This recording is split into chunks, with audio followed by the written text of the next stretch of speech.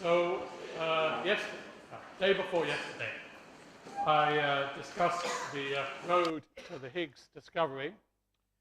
And what I'd like to do in today's lecture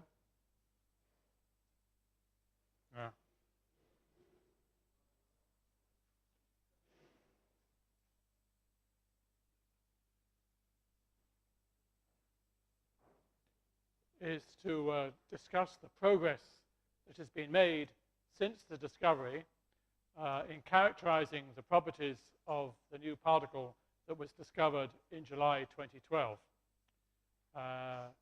So, is this really a, or perhaps even the Higgs boson of the standard model? And then, as I said in my last lecture tomorrow, I'm going to be discussing various additional topics, such as supersymmetry in the light of the Higgs discovery, possible future accelerators, and if I have time, the connection with cosmology. So one thing which I think I forgot to mention yesterday is that much of the material in these lectures is available in this preprint on the archive, which are some lectures that I gave at a similar school a few months ago. But of course, these lectures have some updates. Okay, so I like to compare the situation in particle physics to a jigsaw puzzle. One of those puzzles with hundreds of pieces, and you work on this jigsaw puzzle, in the case of particle physics, for 100 years, and there's been this piece which has been missing for the last 48 years, and you look for it, and finally, behind the sofa in your living room, you find a bent piece of cardboard. Is this really the missing piece of the puzzle? Does it really have the right shape? Does it really have the right size? So the right shape you can regard as being the question, does this particle have the right spin? The Higgs boson should have spin 0. Imposters might have spin 2 or some other spin. The right size. So that translates into the question whether the couplings of this particle to other particles are what you would expect for a Higgs boson, or perhaps the Higgs boson of the standard model. So, as we'll see in this lecture, quite a lot of progress on these questions has been made in the year and a half since this particle was discovered. So first of all, the mass of this particle. So I will discuss the measurements by the CMS and Atlas collaborations in a moment. You can average them to get a mass between 125 and 126 GeV. I remind you that there are two ways in which you can measure the mass accurately. One is by its decays into pairs of photons, and the other one is decays into 4 charged leptons, which can be measured quite accurately. So this particle, as we discussed at the end of my previous lecture, has now been observed in several different channels. This is perhaps not going to show up very well, but it's been observed decaying into tau pairs, W pairs, photon pairs, ZZ star. So on the left here, we have the observations by the Atlas experiment. On the right, the observations by the CMS experiment. So the one here, that indicates the strength that you would expect in the standard model. And some of these measurements are below, some of these measurements are above, but on average, it's quite close to the standard model prediction. But we'll discuss that in more detail in a moment. The mass measurement, is it? Vis-a-vis the from the decay decay modes? No, this is the... So Oh, these are the various different decay modes. I see. And this is the signal strength relative to the standard model. I see. Okay. Thank you. So 0 would mean just the type background. Okay, and 1 would be what you'd expect. Oh, I see. Okay. So as I commented in my first lecture, there are various ways of making a Higgs boson of the LHC. You would expect the dominant mechanism to be collisions of gluons, but you can also make it through collisions of vector bosons, a process called vector boson fusion, or VBF. This process has also been observed with perhaps 3 standard deviation significance. I mentioned the decay into tau-tau. This is the most recent decay to be established by Atlas and CMS in some papers just a few weeks ago. I commented the day before yesterday that the dominant decay mode of the Higgs is expected to be B bar. The significance of this, of observation of this channel, is not very high. That's because there's a very big background coming from ordinary standard model processes. I will discuss later the evidence for the coupling between the Higgs and the top quark. So far, there's indirect evidence, which comes from the couplings of the Higgs to glue, and to photon-photon. I'll discuss that later. So here you see the mass measurements in the CMS experiment. So as I said, there's 2 ways you can measure the mass quite accurately: by decays into photons, or by decays into Z particles to give you charged leptons.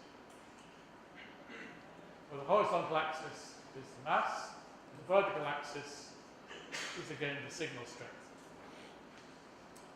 So what you see in the CMS experiment, the red oval for ZZ and the green oval for gamma gamma, these overlap nicely. Everything is nicely consistent. That's also what you see over here, where you see the likelihood function for the mass. The most likely value is at the bottom of this parabola, and it's between 125 and 126 dB. So that all looks very consistent. There is a question about the Atlas data. So Atlas also measures mass in gamma-gamma decays and in ZZ decays. And as you can see over here, the numbers that they get are somewhat different. They're not very different. Could just be a statistical fluctuation or some systematic effect that they haven't understood. There have been a few papers suggesting that there may be some physics reason why the masses are different. But I think that you should forget about that for the time being. I think very likely this is just, as I said, a systematic or a statistical effect. So as I said, if you combine the average of CMS and the average of Atlas, you get a mass somewhere between 125 and 126 TeV. And later, we'll come back to the importance of that number, because that number is potentially very important for cosmology and for physics beyond the standard model.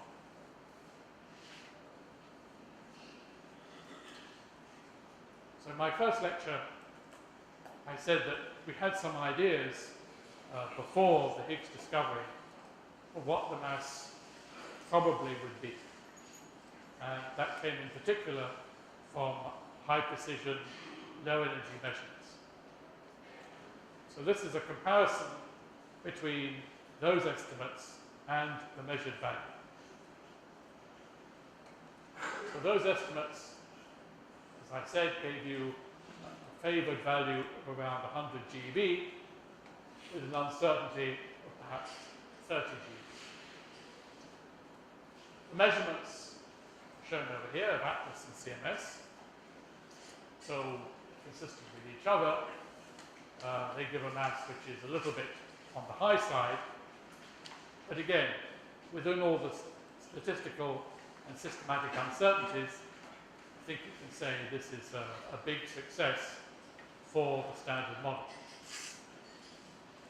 Of course, if you had some deviation from the standard model, maybe this prediction would be changed, and so some people try to improve the prediction to bring it closer into agreement with this measurement. But I think that there's no need for that. I think that this measurement is quite consistent with the standard model prediction.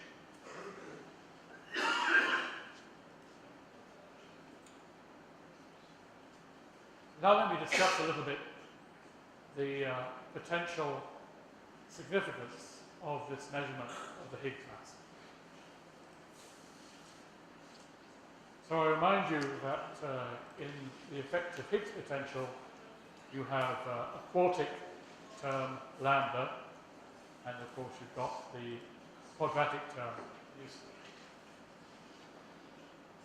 Quartic term lambda is renormalized. The dominant renormalization effects are due to the Higgs self-coupling itself, and that's what's shown here. This is how the Higgs quartic coupling gets renormalized as you change the effective scale Q at which you measure the potential. So what you see here is that lambda, as you increase the scale, actually tends to increase.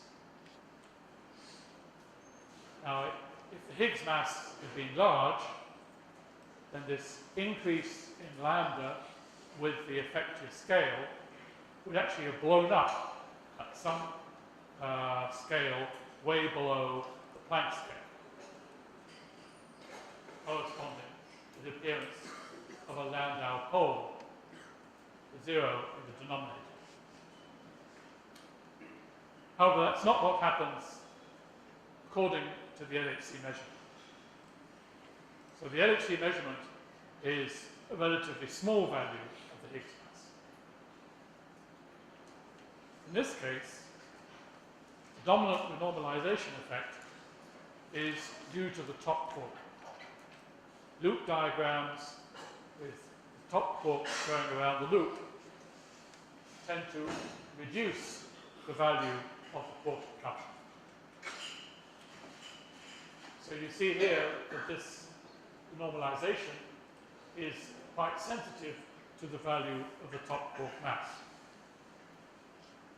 So one has to do a linked discussion of the mass of the Higgs boson and the mass of the top quark to understand what happens when you extrapolate the theory up to high scales.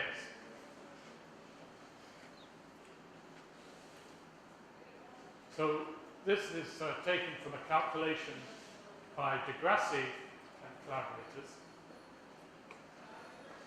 So this green band here, this corresponds to the measured value of the Higgs mass, somewhere between 125 and 126.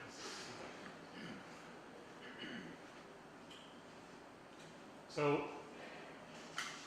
this coupling going negative is indicative of an instability in the theory. It would correspond to the effective potential not going up as you go to large field values, but coming down again. So if the Higgs mass had been very small, then this instability would have set in at relatively low scales. With a mass between 125 and 126 GeV, this instability is calculated to appear at a scale somewhere between 10 to the 10 and 10 to the 14 GeV.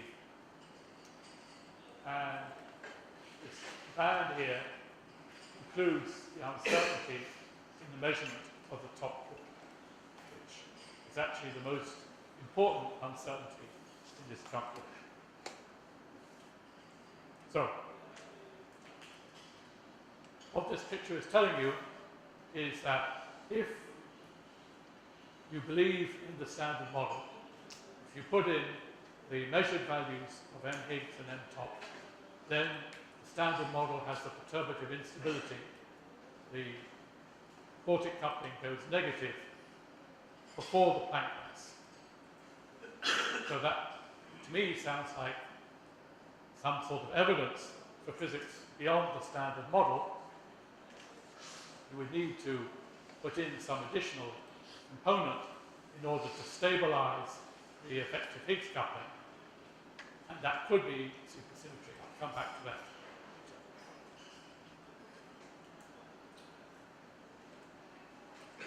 So let me just show you a picture that illustrates what's going on. So this is the standard Mexican hat potential that you saw in both my lectures and in a different context in Sabir's lectures. Yeah?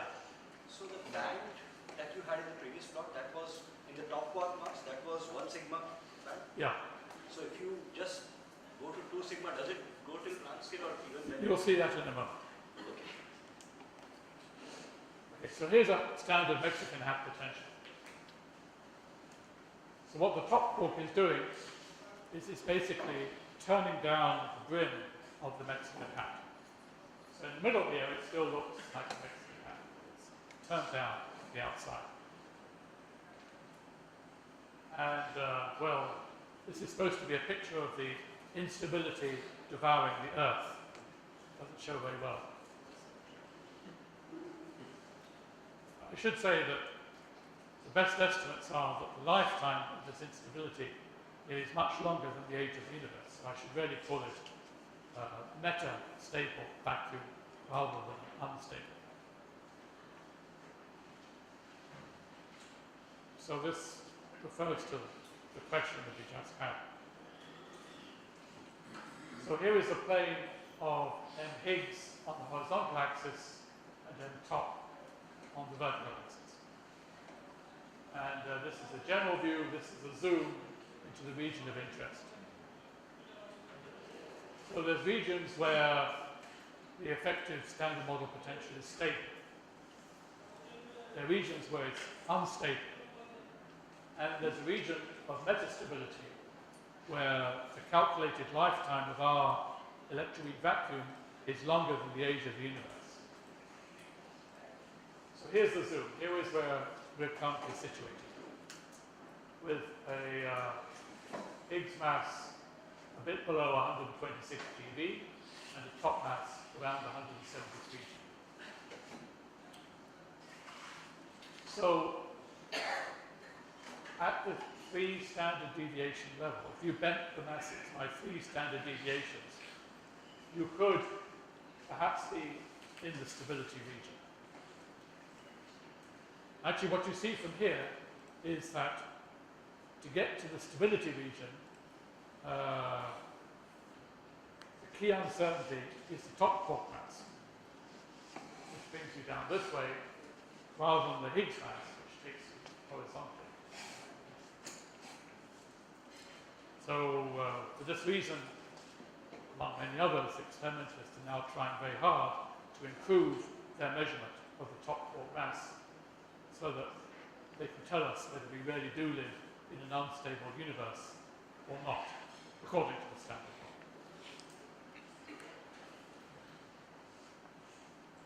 Sorry, this might be a technical question, maybe not so well informed, but at that level of precision for the top mass, does it even become important to ask what we mean by the top mass?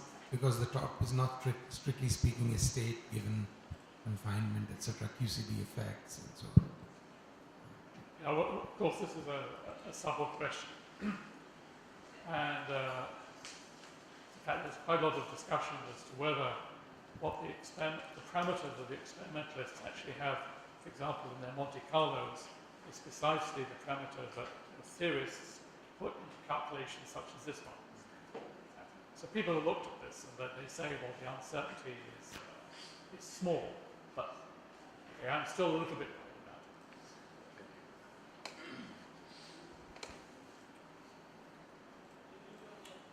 Okay, so the measurement of the Higgs mass is potentially very interesting. It could tell us whether or not the standard model is valid up to the Planck scale, whether or not we live in an unstable vacuum, which of course presumably we don't.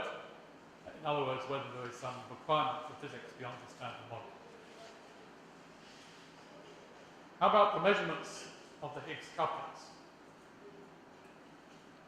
So these are the signal strengths in various different channels. So BB bar, tau plus tau minus, gamma gamma, WW, and ZZ. So as I've mentioned before, the strongest signals are in ZZ and in gamma gamma. It's also quite a good signal in WW. The signal in tau plus tau minus is now also pretty strong. The signal in BB bar is not so strong.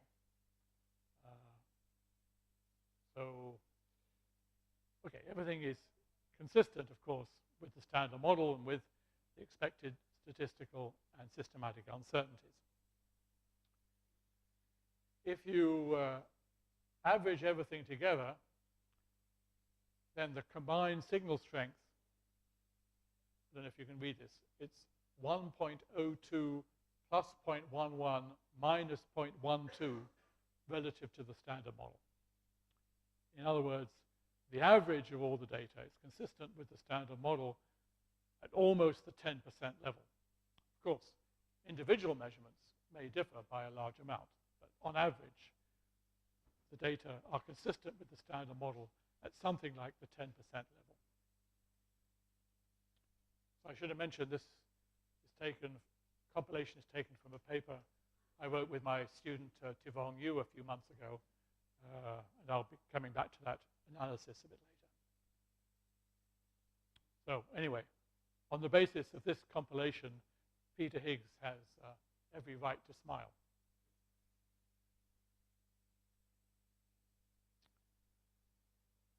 Okay, so now let's interrogate this signal in a bit more detail to see how much additional information we can extract. So there's one very basic question, which is, what is the spin of this particle? Now, the fact that it decays into 2 photons means that it cannot have spin 1. So we immediately know that this is a completely new type of particle. This is not a boring old gauge boson. This is something different. It might have spin 0, which is very exciting. Or it might have spin 2, which would be even more exciting. Or possibly it could even have spin bigger than 2, which would be even more exciting. Well, okay. So the most conservative hypothesis is that it has spin 0, and we'll see to what extent that's been established.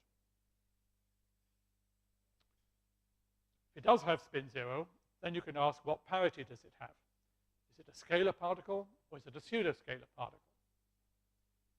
The Higgs boson of the standard model would have positive parity. It would be a scalar particle. But there are extensions of the standard model, like supersymmetry, for example, where you also get pseudo-scalar Higgs bosons.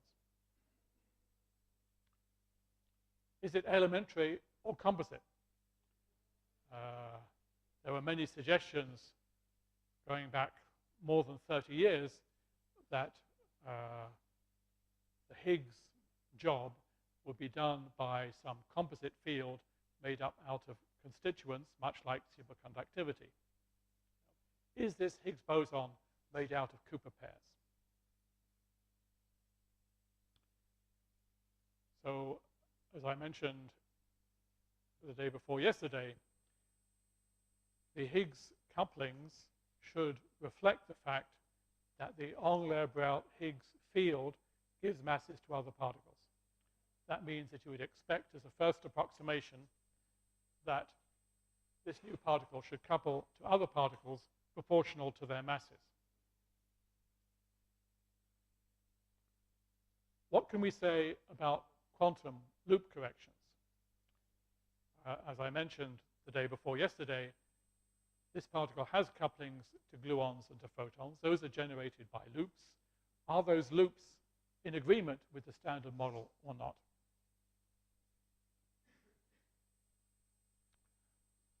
Okay, so what can we say about the spin? So as I already said, it decays into photon-photon, so it cannot have spin 1. So there's been quite a lot of studies done of the question whether it could have spin 0 or spin 2. As I think I commented in the discussion the day before yesterday, actually, kinematically, spin 3 or higher would also be permitted, and it might be amusing to figure out ways in which you could test for those possibilities.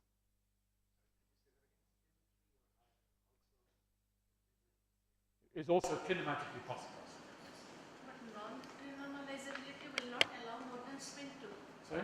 Non-renormalizability, that won't allow more than spin 2. So renormalizability would require spin 0. Even spin 2 would not be compatible with renormalizability.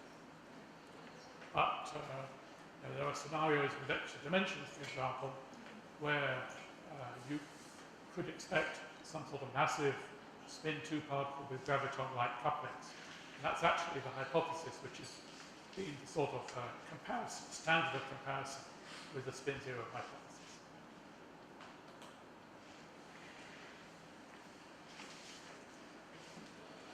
So this business of checking the spin is a little bit delicate, because at least in the initial analyses at the LHC,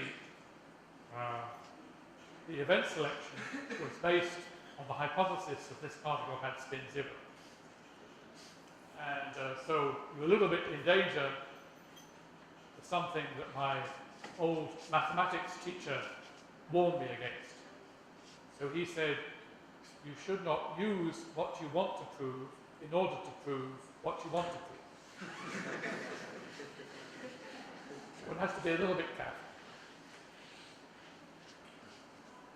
But there are various ways of diagnosing the spin. You can look at how this particle is produced in association with a W or a Z particle. You can look at the angular distributions it decays, in particular how it decays into photon-photon, and how it decays into leptons in WW or ZZ decays. So this is one example. So let's look at production of this new particle in association with a W or a Z. So in the standard model, if it's a scalar particle, the invariant mass of the Higgs plus vector boson combination is basically as small as it can be. That's shown by this black histogram. But if the particle is pseudo-scalar, or if it's spin 2, then the kinematics of the production are different, and the invariant mass of the new particle plus vector boson combination is a lot larger. So the blue histogram is for spin 2, and the pink histogram is for a pseudo-scalar. The left, that's for the teratron. The right is for the LHC. And you can see that these are just completely different. So we actually wrote a paper in 2012 suggesting that this might be a fast track for determining the Higgs. Just measure the invariant mass. And we argued that already the data from the teratron and from the 2012 LHC data, that they should be able to distinguish spin 0 and spin 2. These are statistical analyses of Monte Carlo experiments which showed that some variable here, that the distribution in this variable would be completely different for spin 0 and spin 2. So this is something similar. Let me just pass over this. This is some data. So the D0 experiment of the Tevatron has eventually done this analysis. We sort of tried to push them to do this analysis quickly and scoop the LHC. But the problem is that all the experimentalists have left the Tevatron to work on the LHC. So they didn't have enough people to do this analysis. But when they eventually did the analysis, yes, you find that spin 2 is dark color here, pseudo-scalar is light color here, and scalar, that's the red color here. The distributions are completely different. So their data are shown by these little black crosses, and you see that they don't see any events out here in the region where you would expect to see something if it was spin 2 or if it was pseudo-scalar.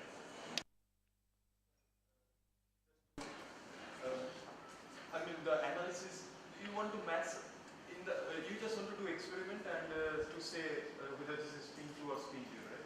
Right. And you want to compare it to some theoretical prediction or? Yes. But in the standard model we have, we analyze through spin 0, right? Yes. So what do I compare with? Okay, good question. So for a scalar, 0 plus, there's, just take the standard model calculation. For 0 minus, well, you just write down the minimal coupling of a pseudo-scalar to 2 vector bosons, which is actually F dual. Right? That gives you a totally different kinematics for the production. For the spin 2, as I was commenting earlier, the standard of comparison is a massive spin 2 particle, as you'd expect in a high-dimensional scenario, with minimal graviton-like couplings. So in that case, this particle would couple to other particles proportional to the energy momentum to itself. So this gives you an unambiguous prediction, a normalizable but an unambiguous prediction. And that prediction is wrong. So this plot already excludes spin 2 to something like the 99% confidence. Sorry again, this might be naive, but the Tevatron did have a reach to go out to high enough transverse mass to see the extra signal if it was spin.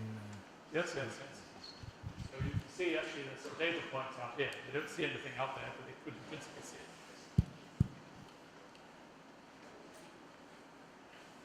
Okay, this is another way of using associated production. It turns out that because of the different kinematics, the way the cross-section grows with energy would also be completely different for spin 2 from what it is for spin 0, and the data look like scale.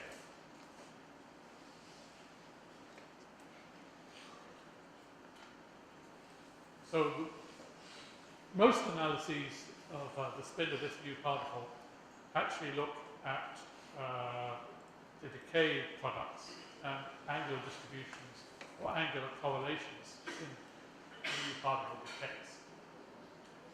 So for example, take the decay into gamma-gamma. So the dominant production mechanism is 2 gluons. Now those gluons can be polarized either parallel or anti-parallel to the motion. In fact, of course, you have to have one polarized this way and one polarized that way in order to make a spin 2.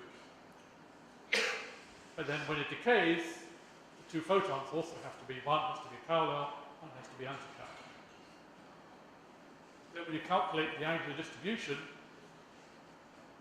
the initial state is like this, the final state is like this, so there's going to be some non-trivial dependence on the polar angle where the photons come out. And that's what's shown here. Under the spin 2 hypothesis, the two photons prefer to come out parallel to the beam, not perpendicular to the beam. So that's one example of something you can look for. That distribution would be flat under the spin 0 hypothesis. There are also angular distributions that you can look for in WW decays. This example is an azimuthal angular distribution, which would be different to spin 0 and spin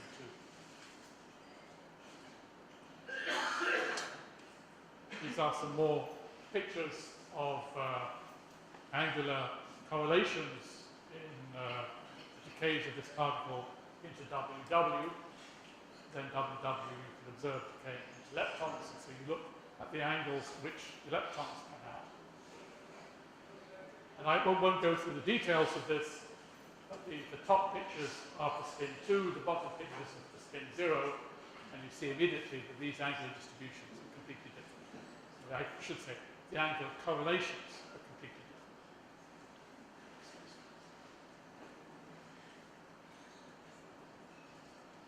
So we did a study of this back in 2012, the possibilities for discrimination using decays into gamma-gamma, and this analysis has been performed by the experiments. These, for example, are data from Atlas. So the simulation, we use Monte Carlo to simulate many, many LHC experiments, and then we calculated the corresponding angular distribution, and as you can see, if it's spin 2, then you're most likely to get an observable somewhere in this range over here. If it's spin 0, it will be over here. The data prefer spin 0 hypothesis. So this is the way they actually did the analysis. So this black line represents the observed value of the angular distribution, which is near the peak of the spin 0 distribution and far in the tail of the spin 2 distribution. So in other words, the angular distribution of decays of this particle into gamma-gamma disfavor the spin 2 hypothesis, something like the 99% confidence. So the amplitude for the two photon, decay to two photon, is something like proportional to cos square theta. It's actually a combination of cos squared and cos to the fourth. It's basically spin 2, so you can get cos to the fourth as well as cos squared. So, again, sorry to interrupt, but this is impressive. I thought they may not have enough data to be able to do the angular distribution yet, but clearly it's a very strong. Even at the luminosity they have. Right. And this is just one channel. In fact, they look not only at gamma-gamma, but also WW and ZZ star. Still fine. So in fact, on the first anniversary of the discovery, the Atlas collaboration put out a paper where they said that the graviton-like spin 2 hypothesis is disfavored at better than the 99.9% confidence level. And as I said, this was from a combination of gamma-gamma decays, WW decays, and ZZ. So when we had done this preliminary analysis, we had only considered the possibility that the Higgs was made by gluon collisions, but they also considered the possibility that it's made by Q2 bar collisions. So this is a pretty robust.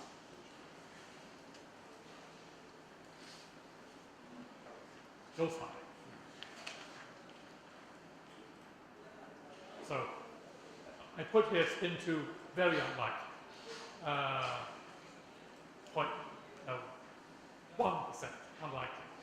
But don't forget, here we've only analyzed the minimal graviton-like spin 2. So in principle, you could consider more complicated hypotheses. I think beyond any reasonable doubt, this particle really does have spin 2. So is it scalar or pseudoscalar? So you can do a similar analysis. In fact, that associated production of vector boson plus Higgs already disfavors the pseudoscalar possibility. But you can also look at angular distributions. So on the left, we've got CMS analysis. Again, the measurement is way out in the tail, the pseudoscalar distribution, but highly consistent with the scalar. And the same is true for Atlas. So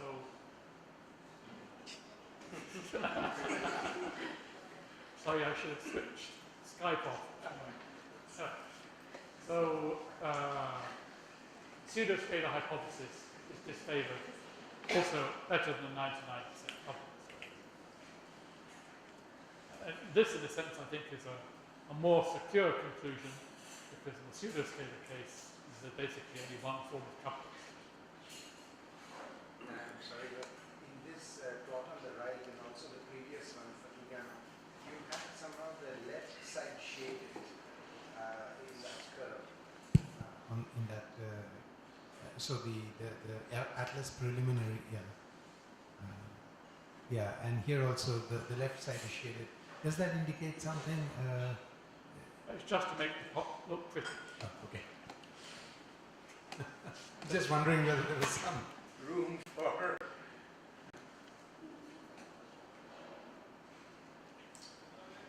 Okay, so doesn't look like it's a pseudoscalar. So is it elementary or composite? Is this some form of Cooper pair, or is it a truly, well, is it elementary at the same level as other parts? So a little aside here. There is a problem with an elementary scalar particle. And that problem comes about when you calculate loop diagrams. So you calculate one loop diagram and you find a quadratic divergence.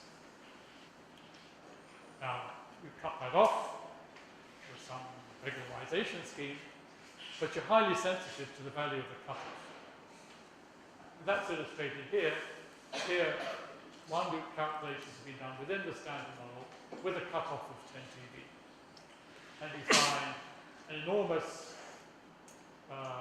negative one loop contribution from the top group, other contributions from other particles. If you wanted to get the physical value of n Higgs, you would need to postulate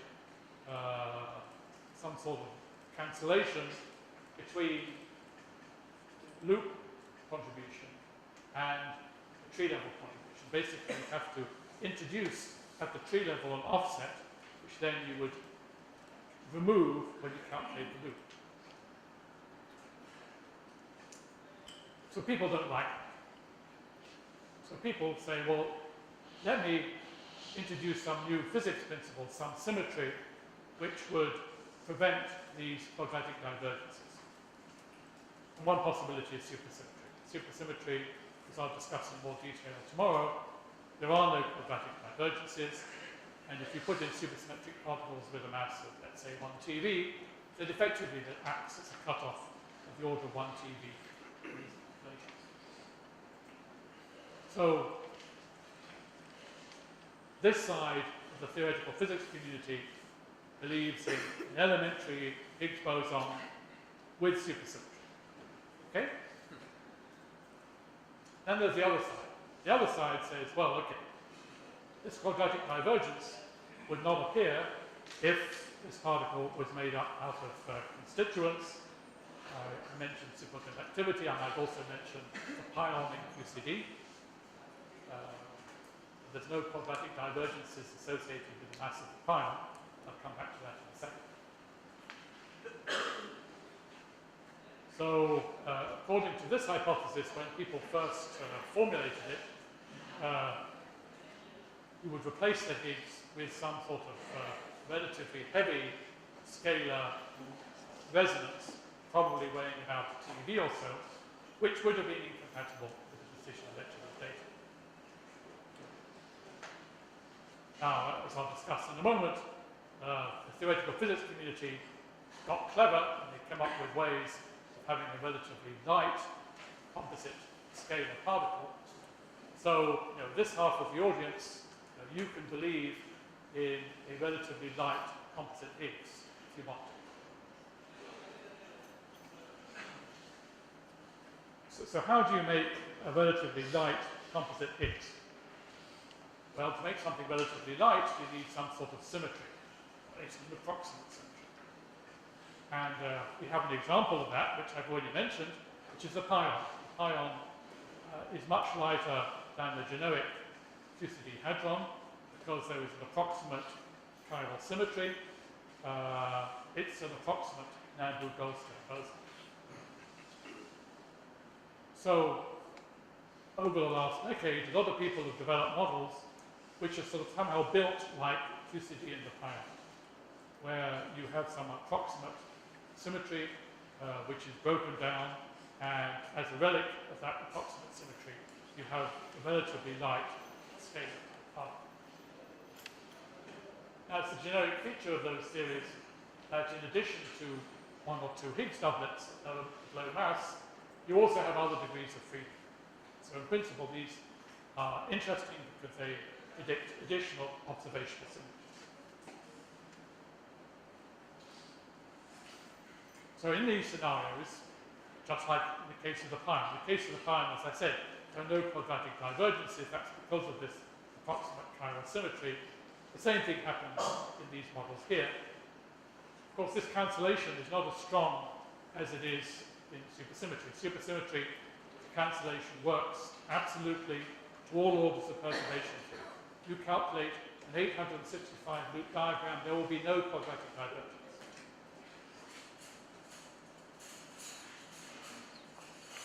Okay, so there's many models of this type that have been proposed. How can one analyze them in a sort of comprehensive way? So what people have done, just like in QCD, is to consider a phenomenological Lagrangian. So this phenomenological Lagrangian has in it an approximate custodial symmetry, which gives you the right ratio of the W and the Z masses. And it includes couplings of the quote-unquote Higgs Brother particles, which are similar to those for the standard model, but in general have a different normalization. So for example, this is the coupling of a Higgs to two vector bosons with a coefficient A. Standard model is the A equal to 1. This is the coupling to fermion-antifermion, which has a coefficient C relative to the standard model value. And then you can consider other correction terms, but these don't play important roles in current phenomenology. We could also consider a modification of the loop couplings of the Higgs.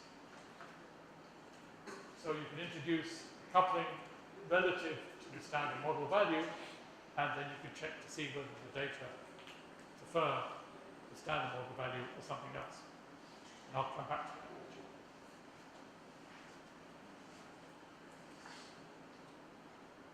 So as I said, there's various types of composite models in this class. I won't go through the details of how you construct them. It depends on what your higher symmetry is and how you weight the higher symmetry down to the lower degree of symmetry. There's a model called MCHN4, where the parameters A and C differ from the standard model by the same amount. There's another model called MCHN5, where A and C are different from the standard model, but they differ in different ways. And another possibility, which has attracted a fair amount of interest, is something called the pseudo-dilaton, where the couplings, the bosons and fermions, again, we're normalized in a universal way. Little parentheses. In the standard model, the coupling of the Higgs to other particles at the tree level is as if it was a dilettante. Of course, because you've got a theory which has got logarithmic divergences, scaling variance is not exact. And there are modifications of those couplings. But at the tree level, the couplings of the Higgs are as if it were a dilettante. Then you have a dilettante, then there's a scale for the spontaneous breakdown, the scale symmetry, and you can consider a model where this scale differs from the standard electroweak scale. That's what's with it. So these coefficients relative to the standard model affect different observables in different ways. So, for example, electroboson fusion is related to A squared. Reduction in association with the top quark is related to C squared, and so on. I won't go through the details of this. There's some simple algebraic factors which are easy enough to figure. One comment that I would make is that only the gamma-gamma coupling is sensitive to the relative sign of the couplings to bosons and to fermions. So all these other things, the A squared, the C squared, how do you measure the relative sign of A and C? And as you can see here in the standard model, forget about this extra contribution from possible new physics. This coupling here is sensitive to the relative sign because there are both top quark and doubling loops which contribute to the Higgs gamma-gamma decay amplitude. I see you're preparing for another question. I'm sorry for the interruptions. So this effective field theory where you wrote down the couplings, etc., is then valid in what regime of energy? Just to understand. Well, typically only for energies less than the TeV or so. Okay. And then there is some ultraviolet completion that takes over maybe 1 TeV, maybe 10 TeV. So this is, you can use it to discuss the current experiments, but you couldn't use it to discuss high energy experiments. Yes. Thank you.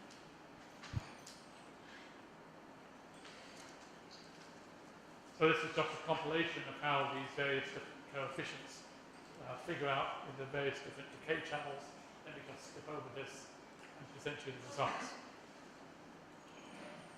So many groups have studied this form of phenomenological Lagrangian and tried to interpret the data. So let me just again show you results in this paper I wrote with my student. So the horizontal axis A, that's the coupling to bosons relative to the standard model. The vertical axis, that's the coupling to fermions relative to the standard model. Standard model predicts A equal to 1, C equal to 1. But a priori, the sign of C can be different, the magnitudes can be different. So there's not a lot of information about Higgs decay into BD bar, but what information there is shown here. The light color is the favorite region. This is tau plus tau minus. And notice that both these are symmetric between the top and the bottom parts. Gamma gamma. So gamma gamma, as I said, this is sensitive to the relative sign of the couplings to bosons and to fermions, and for that reason, the plot is not symmetric between the top and bottom. WW, ZZ, and this is the combination. If you put all the data together, then the favored region is this small region close to the standard model. Basically, as I said before, it's the standard model plus or minus 10%. Now maybe you can also see here some yellow lines. These yellow lines correspond to some of those composite models that I introduced earlier. So this line up here, this corresponds to the dilaton model, or alternatively the model that's called MCHN4. This curved line coming down here, this corresponds to the other opposite model known as MCHN5. When Higgs was first discovered, people said, okay, well, we see the Higgs decaying into bosons, we don't see it decaying into fermions. Maybe it's fermiophobic. Maybe it doesn't have couplings to fermions. That would be this horizontal line here. This here is what we call the antidilaton, where couplings A and C are proportional, but they have the wrong relative sign. So what you see is that many of these models are excluded, and that only composite models which are very similar to the standard model are allowed. So you guys over this side, you can believe in a composite model if you really, really want to. But you're going to have to tune the parameters of your composite model so that it agrees with the standard model within 10%. You guys over here, the supersymmetric guys, you can be happy because most supersymmetric models predict that the couplings of the lighter supersymmetric Higgs will be similar to those of the standard model within a few percent. So you guys can smile. So this is projecting that likelihood analysis on one-dimensional axis. So this is a coupling to bosons, this is a coupling to fermions, and both of these are consistent with one. This would be the case where the relative sign is wrong, coupling to fermions has the wrong sign, and that's disfavored now by something like 3 standard deviations.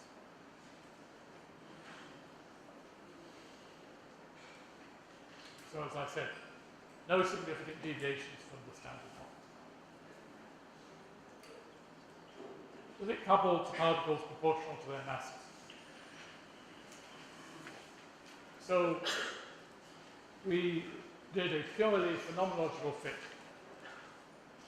where you assume that the couplings are proportional to other particle masses to some free power 1 plus epsilon, and with an overall coefficient called n. So in the standard model, epsilon would be equal to 0, and n would be the standard Higgs expectation value of 246 dB. So the standard model, these are the masses of other particles. This is the coupling strength. So the red line, that corresponds to the standard model prediction, where coupling is proportional to the mass, and the overall scale is 246 dB. The dashed line is a 2-parameter fit to all the available data, and the dotted line is the 1 sigma variation in that fit. And you see it's completely compatible with something with couplings proportional to the mass. In fact, this epsilon is minus 0.02 plus 0.02 minus 0.04. And the overall scale is 244 plus 20 minus 10 G. So you come back again, it's similar to the standard model to within 10%.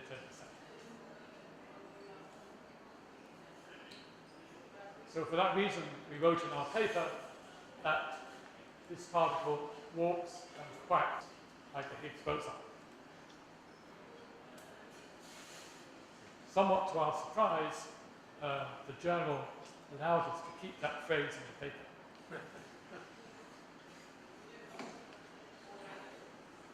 So this is showing the same information. Here I just show you the plane. The horizontal axis is the overall strength. The vertical axis is epsilon. You see that the data are completely consistent with epsilon equal to 0, i.e. linearly proportional to other particle masses. And this is the same thing again. So it certainly looks like it couples to other particles proportional to their masses. How about loop corrections? So we did a similar analysis, assuming that A is equal to C is equal to 1, so standard model couplings to the standard model particles. But then we allowed the coefficients of the decay to the blue and the decay to gamma gamma to vary, free parameters. This would be a way of looking to see whether there is any evidence for new particles going around those loops. And again, the standard model is shown by this green star here. It's compatible with the data at the 68% confidence level. So there was a little bit of a hint that maybe the coupling to gammas could be a little bit larger in the standard model. And that would have to be accompanied by a coupling to gluons, which is a little bit less than in the standard model. So for a while last year, there was quite an industry of people writing papers where they had models in which there were additional particles that would contribute to the Higgs into gamma-gamma decay amplitude, but not, or perhaps even with the opposite sign, to the Higgs into blue-blue decay amplitude. There is some space for models of that type, but there's no necessity to postulate new particles, unfortunately. So this is the coupling to gluons, which might be a little bit below 1. And this is the coupling to photons, which might be a little bit above 1. But these are all at the level of 1 standard deviation, not things that actually take very seriously.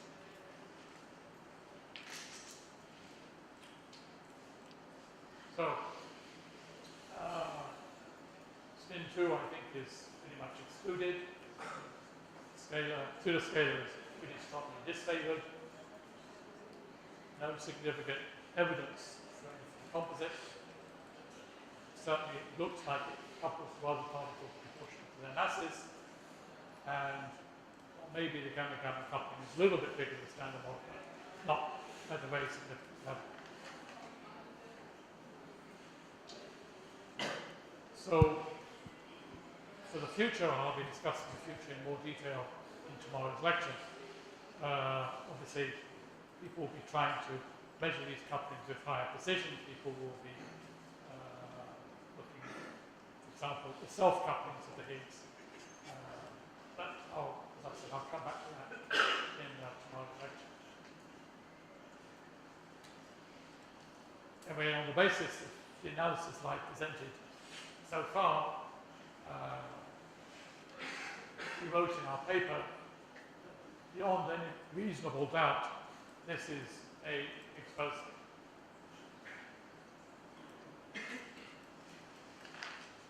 Now, you can also ask yourself, what is the total decay rate of the Higgs? This is something which is very difficult to measure directly at the LHC.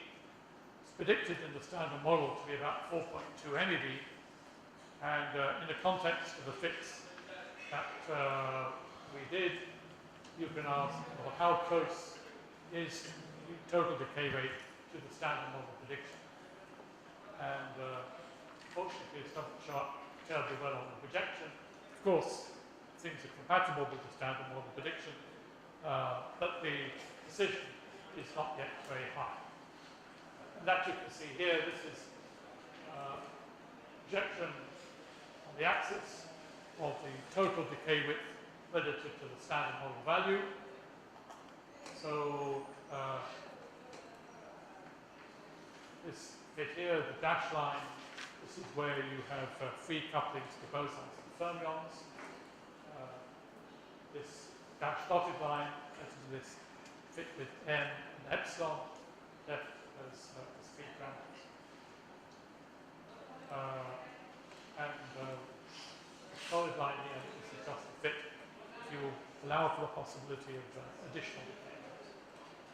Anyway, there is no significant deviation from the standard model, but you can only say that total decay width is similar to the standard model with an accuracy of maybe 50%.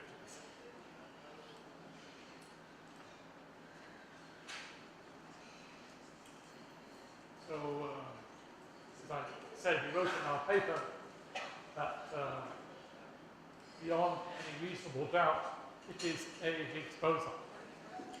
And we were very happy when this phrase was quoted by the Swedish Academy so they write some technical documentation to support their choice of people for the Nobel Prize. And so they actually quoted our paper in the introduction to this technical justification. But the amusing thing is that this remark actually does not appear in the published version of our paper. This is because the referee told us that beyond any reasonable doubt is not a scientific term.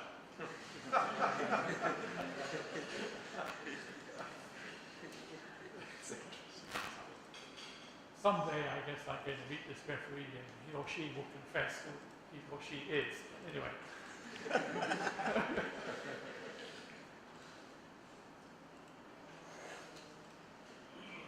So, I'd like to finish this morning's lecture with a little anecdote.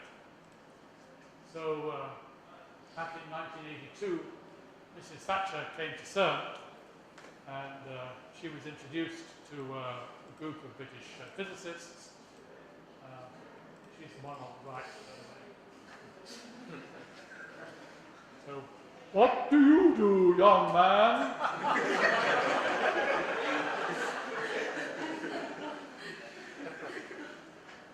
So I said, well, I'm a theoretical physicist, and my job is to think of things for the experiments to look for. But then, of course, I hope they find something different.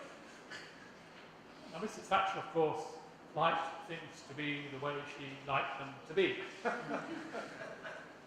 Wouldn't it be better, young man, if they found what you predicted? So I tried to convince her that if you only find exactly what you predict, then you don't have any clues for the next step, how to progress. And so, in the same spirit, it's very nice that we found a particle that looks like a Higgs boson. But I think we should all certainly hope that it's not exactly the Higgs boson of the Standard Model, and we should also be on the lookout for other new physics beyond the Standard Model, and that's what I'll discuss in tomorrow's lecture.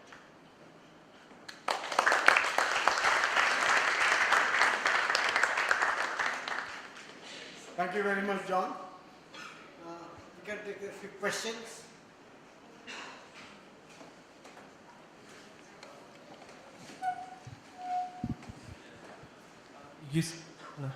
You said that you use the spin zero hypothesis to select the gamma, gamma, and Z channels.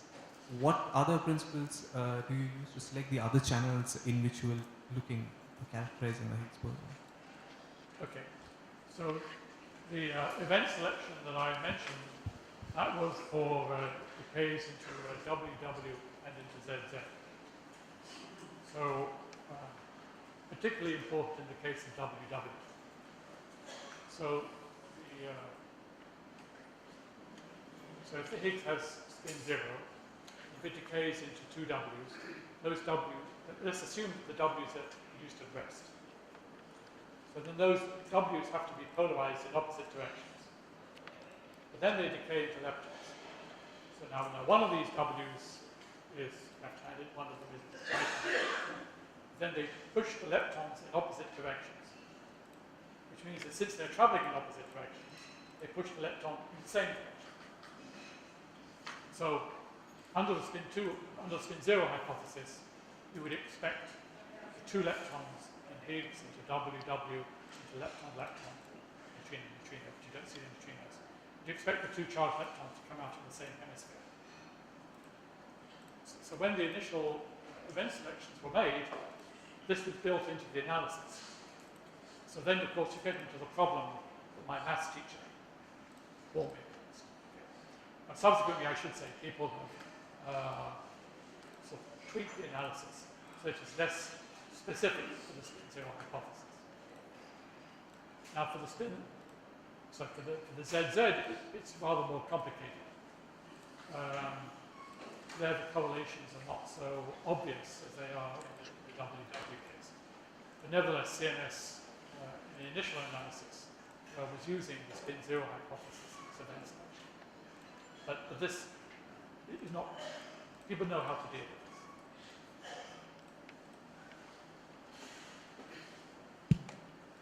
Maybe I can ask a quick question.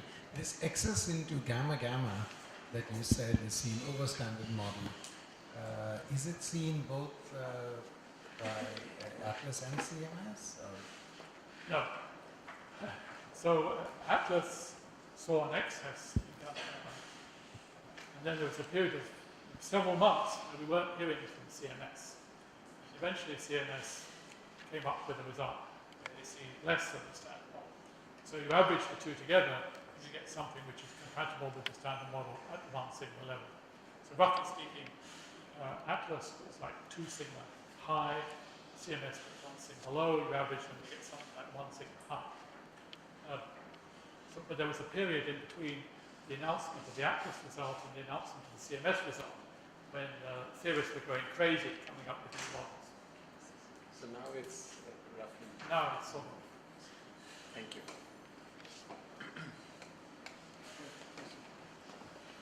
So I have a similar question as Sachin asked before. So had we have a spin to Higgs field, then in principle we should be able to construct some kind of an order parameter out of the spin to field which will couple gravitationally to the gauge field and which will be zero in one phase and non-zero in other phase, then it will break the U1 coupling. So do we know about any such a model? So you're considering the possibility where the envelope route Higgs field has spin 2. Yes. Yeah. So this, I think, it's not possible to entertain that because then your vacuum would break angular momentum, it would not be rotationally symmetric. So when I talk about a spin 2 alternative to the Higgs, this is not a spin 2 particle which is quote-unquote a Higgs particle. It is a spin 2 particle which is something like a massive graviton. Yes. So there's no order parameter sitting in the vacuum which has spin 2. And what are the problems? Like, can you please explain it once more? Why cannot we have spin 2? Sorry? I mean, why can we not have spin 2 as can you please explain it once more? I'm sorry, I didn't follow you.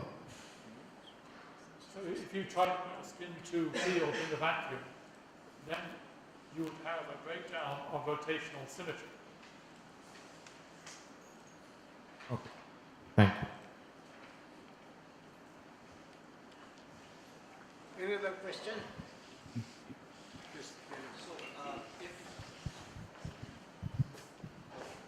Actually, if a particle has a very small lifetime, then we anyway expect that there will be uncertainty in the mass, right? So, I mean, due to this energy time uncertainty. So, is it that for top quark we've already reached that limit, or is this uncertainty that you are talking about, it was just experimental? So you're talking about the fact that if you have a finite decay width, then you've got something like a Wigner peak rather than a fixed mass. Yes. So in principle, that effect is there. For Higgs, in the mass range of 125, 126 GeV, that effect is negligible because the mass is 4 MeV, whereas the mass is 125 GeV. So if you like, the pole is incredibly close to the real axis. No, I was talking about the top quark. The uncertainty, the mass of top quark. Sorry. Yes. Okay. So let me finish not answering your question, and then I'll come back and answer your question. But this effect that you did not mention is potentially very important for heavy Higgs. So if the Higgs weighs a few hundred GeV, then the decay width becomes comparable to the mass. And they're actually very important interference effects that have to be taken into account in interpreting the data. Actually, those interference effects are present for the light Higgs. They're very, very small, but they're in principle there. people are now thinking, could this in principle be measured at the LHC? And it would actually give you a very small difference between the gamma gamma and ZZ star masses, but much smaller than the current experimental sensitivity. So to come to a case of the top quark, people in principle know how to take account of finite width effects. The problem really is, I think, in the QCD renormalization of the mass. So there's a perturbative renormalization which you can take account of. There's no problem there. It's a technical problem, not a problem in principle. But then the non-perturbative effects, which come in depending on exactly how you define the top quark, you get different magnitudes of those effects. Those are typically at the level of a few hundred MeV. And those are the ones that people are really beginning to get worried about.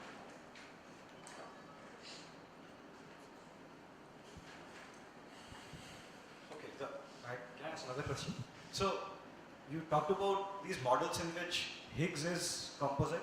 So, do we have any beyond the standard models in which, all the standard model particles are not elementary, not just the scalar, in the sense that the standard model is just another layer of the onion, and you have many other layers. Do we have such models? People propose models of that type every once in a while. In my experience, those models finish up to be more complicated than the standard model itself, and they don't actually solve any problems. So I don't think such models are very attractive.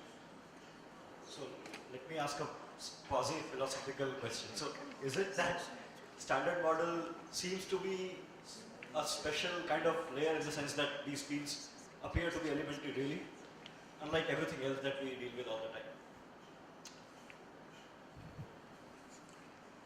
So I'm not sure that I fully understand which direction you're going with your philosophical question. But I would say that my answer to your previous question should be very encouraging for string theorists, because it's saying that there's no reasonable way of making all the crap that we see around us out of little Cooper pair type things. So surely this is not the final answer. Just to say that the things that we see are made up out of a couple of constituents, that doesn't work. You need some radical new idea. So that's why I say that string theory should be encouraged. Any other question? Excuse me. Yes, yes. Please. Let me give you the.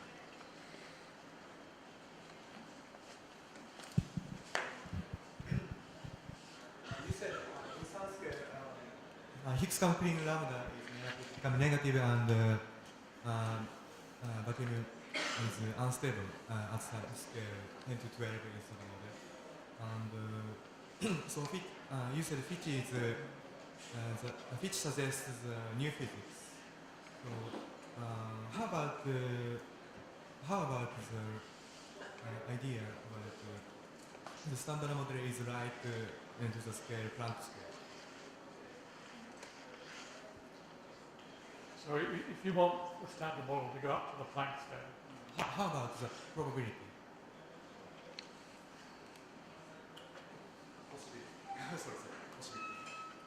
So this comes back a little bit to the discussion that we were having earlier on. So you would have to play with the uncertainties in the Higgs mass, and in particular the uncertainty in the top quark mass. And you would have to say that the experimental estimate of the top quark mass is wrong by something like 3 standard deviations. So formally, that's excluded at the 99 point something or other probability level. But as we were discussing earlier on, there are systematic uncertainties in the relationship between the experimental measurements and the theoretical value of n top. So maybe this possibility can't be completely excluded. So, as some new physics model, for example, supersymmetry, it has vacuum instability. So supersymmetry, I'll discuss this in a bit more detail tomorrow, would stabilize the vacuum no problem. I mean, essentially what happens in supersymmetry is that in addition to the top quark, which renormalizes negatively, you've got the stop quark, which renormalizes positively. And so in the limit of exact supersymmetry,